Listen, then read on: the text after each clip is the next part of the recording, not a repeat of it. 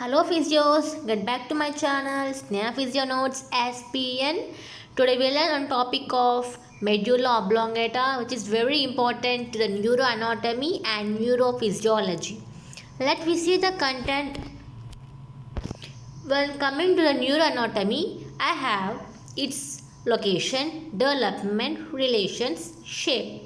Medulla is the lowest part of brainstem and its location is posterior cranial fossa, connection to the foramen of magnum, and its development is from myeloencephalon, and its relations are anteriorly you have clevius. Clevius is nothing but your bony cranium and meninges, like you are having DAP, dura mater, arachnoid mater, pia mater.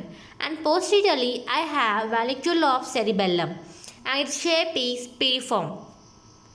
Measurements: lengthwise it has 3 centimeters, width it has 2 centimeters, and thickness is about 1.25 centimeters.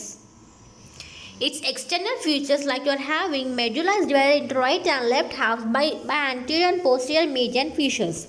Anteriorly, it is in the form of longitudinal elevation called pyramid, as it has mainly corticospinal fibers. It mainly contains your motor activities and coordination.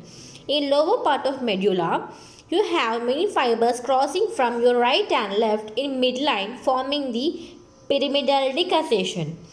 And upper part lateral region, you have olive elevation, olive. Oval elevation, the olive. It is produced by the mass of grey matter called inferior olivary nucleus. And your cranial nerves of 9th and cranial part accessory nerve merge from your posterior laterally. It is behind the olive region. And the upper part of posterior region is V-shaped depression showing the floor of fourth ventricle. And below the floor we have the 3 longitudinal elevations from medial to lateral side. They are fasciculus gracilis, fasciculus meatus, and inferior cerebellar peduncle. And last point, medulla is divided into 2 parts. Lower, which is closed part with central canal, and upper part open where central canal opens out to form fourth ventricle. It has 3 parts to the transverse section. Pyramidal decussation is the first lower part. Internal structure, where look, grey matter almost deals with your nucleus. It is mainly important. Please keep remembering, grey matter always contains a nucleus. S. Grey matter has contained the spinal tract of trigeminal nerve to the fibers of overlying this nucleus. It forms the spinal tract of trigeminal nerve. And it also has nucleus gracilis and nucleus meatus, or the continuous with central grey matter. And it has the decussating pyramidal fibers which separate the anterior horn forms the spinal nucleus of accessory, which is laterally, and supraspinal nucleus of first cervical nerve medially. When coming into the white matter, it has anteriorly pyramids, and the most characteristic feature of medulla is your decussation of pyramidal tracts. And next, fasciculi gracilis and fasciculus meatus occupy the posterior white column. When coming to the middle medulla, sensory decussation, grey matter almost it has some nuclei. There are hypoglossal nucleus which connects into the muscles of your tongue except palatoglottis. Like you are having other muscles of your tongue like genio muscles, hyoglossus muscles, and dorsal nucleus of vagus which is supplies into the internal organs and smooth muscles. When coming into nucleus of tractus solitarius, it receives some taste fibers, and lower part of the inferior olivary nucleus is seen. And when coming into the nucleus, we have the spinal tract of trigeminal nerve which separate from the central grey matter. White matter, it has anterior pyramids, and nucleus gracilis and nucleus meatus gives rise into the internal arcuate fibers. And I have medial lemniscus emerging from the fibers of 12th cranial nerve. We see the fourth ventricle, upper medulla, transverse section. Gray matter almost deals with your nucleus. What are they? Nucleus of hypoglossal, vagus nerve, vestibular nucleus, nucleus ambiguous, inferior olivary nucleus, dorsal and ventral cochlear nucleus, nucleus of spinal tract of trigeminal nerve, inferior salivary nucleus which supply to the parotid gland. And next we have some visual centers or respiratory center, cardiac center for any controlling of your heart rate. We have vasomotor for the control of your blood pressure. White matter, it has inferior cerebellar peduncle which occupies the posterior lateral part of fourth ventricle, and we have olivocerebellar fibers, strata medullaris which is your external arcuate fibers seen in floor of fourth ventricle, and we have emerging fibers of 9, 10, 11 fibers. Next, when coming to blood supply, we talk about the circle of Willis, and it is from anterior spinal artery and posterior inferior cerebellar artery.